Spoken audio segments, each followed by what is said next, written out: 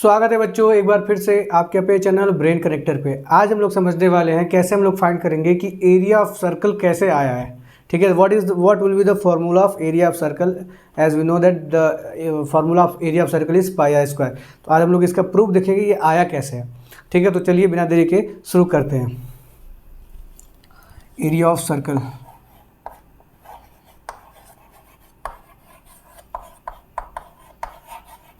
Area of circle. तो area of circle क्या होता है? पाई आर स्क्वायर। कैसे आया है इस चीज़ को हम लोग समझने की कोशिश करेंगे। ठीक है, तो चलिए बनाते हैं एक सर्कल। अगर हम लोग सर्कल बना लें तो ये इसका हो जाएगा आपका सेंटर और ये हो जाएगा आपका रेडियस। ठीक है, ये भी क्या हो जाएगा? रेडियस। अगर अगर इस सर्कल को हम लोग कई पार्ट में कट कर लें, क्या कर लें? कई पार्ट में कट कर लें। अगर इस सर्कल को हम लोग कई पार्ट में कट कर लें तो ये छोटे छोटे ट्रायंगल के, अगर इसको हम लोग मल्टीपल नंबर ऑफ फ्रैक्शंस में अगर इसको कट करें तो ये छोटे छोटे क्या हो जाएगा? ट्रायंगल में कन्वर्ट हो जाएगा। मतलब ये कुछ ऐसे ट्रायंगल में कन्वर्ट होगा, है ना? ऐसे स्टेप्स में ये क्या होगा? कन्वर्ट होगा। ठीक है, इतनी बात आपको समझ में आ रही है? ठीक है, तो अब हम लोग क्या किए, इसके बहुत सारे नंबर को कट करके इसको आपस में ऐसे ही उल्टा करके ऐड कर दिए। क्या कर दिए? ऐसे ही उल्टा करके ऐड कर दिए।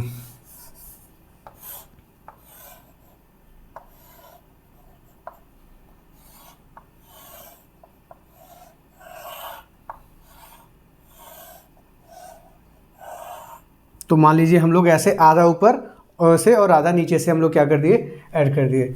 तो ये कुछ आपको थोड़ा बहुत रेक्टेंगल वाला फील देगा। किसका फील देगा? रेक्टेंगल वाला फील देगा। ठीक है, अब रेक्टेंगल वाला अगर ये फील देगा तो क्या आप सब कह सकते हैं कि ये एक रेक्टेंगल की तरह दिखाई दे रहा है और इसका एरिया, जो रेक्टेंगल का एरिया होता है वो क्या होता है? एल इंटू बी होता है। Area of rectangle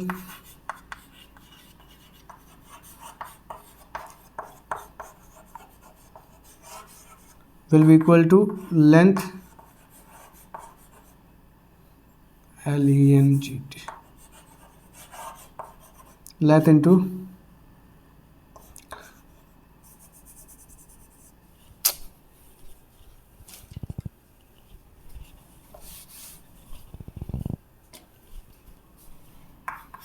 length into breadth होता है। ठीक है, तो लेंथ एरिया ऑफ रेक्टेंगल में क्या हो गया? लेंथ हो गया। अब लेंथ कितना है? लेंथ ये है। ठीक है, पर ये जो लेंथ है, ये जो लेंथ है ये क्या है? आपको क्या समझ में आ रहा है? तो ये क्या है? ये आधा सर्कमफ्रेंस है। क्या है? आधा सर्कमफ्रेंस है। क्यों? क्योंकि ये पूरा सर्कमफ्रेंस कितना होता है? सर्कमफ्रेंस ऑफ द सर्कल होता है 2πr होता है। ठीक, तो इसका आधा पार्ट नीचे आधा पार्ट ऊपर है, तो आधा पार्ट का क्या हो जाएगा? डिस्टेंस। इसको 2 से डिवाइड कर देंगे, 2 से डिवाइड कर देंगे तो क्या आ जाएगा? πr आ जाएगा। तो distance of this will be πr। और ये तो मेरा रेडियस है ही पहले से, इसको कट कर, भाई रेडियस ही तो बढ़ेगा घटेगा तो है नहीं, तो ये क्या हो जाएगा?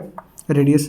अब अगर हम लोग लेंथ और ब्रेथ इसका मल्टीप्लाई कर देते हैं तो हमारा क्या हो जाएगा? एरिया ऑफ सर्कल आ जाना चाहिए। और जब जैसे हम लोग इसका लेंथ रखेंगे πr इंटू ब्रेथ रखेंगे r, so it will equal to πr square centimetre square. तो इस तरीके से हम लोग एरिया ऑफ सर्कल को क्या करते हैं? फाइंड करते हैं। आई होप आपको ये समझ में आया कि कैसे हम लोग एरिया ऑफ सर्कल फाइंड करते हैं। चलिए एक एग्जांपल करके देखते हैं कि अगर ये सर्कल है, इसका रेडियस जो है वो 7 सेंटीमीटर का है, तो इसका एरिया कितना होगा? ठीक है, तो इसका एरिया क्या होगा? Pi means 22/7 into r equal to 7 into 7। तो 7 से 7 कट जाएगा और इसका 7 का जब 2 से मल्टीप्लाई होगा तो 154 सेंटीमीटर स्क्वायर इसका आंसर हो जाएगा। ठीक है, 150। तो इस तरीके से हम लोग क्या करते हैं? डिराइव करते हैं एरिया ऑफ सर्कल। तो आई होप आपको अब समझ में आ गया होगा कि कभी भी आपसे अगर कोई पूछे कि एरिया ऑफ सर्कल कैसे आया तो आप लोग अच्छे से बता सकते हैं। अगर आपसे कोई पूछे कि सर्कमफ्रेंस ऑफ द सर्कल कैसे आया, ठीक है, एरिया ऑफ द सर्कल तो आ गया, आप यूज़ कर लिए सर्कमफ्रेंस को, पर सर्कमफ्रेंस ऑफ द सर्कल कैसे आया तो आप लोग क्या बताएंगे? तो चलिए उसको भी देख लेते हैं।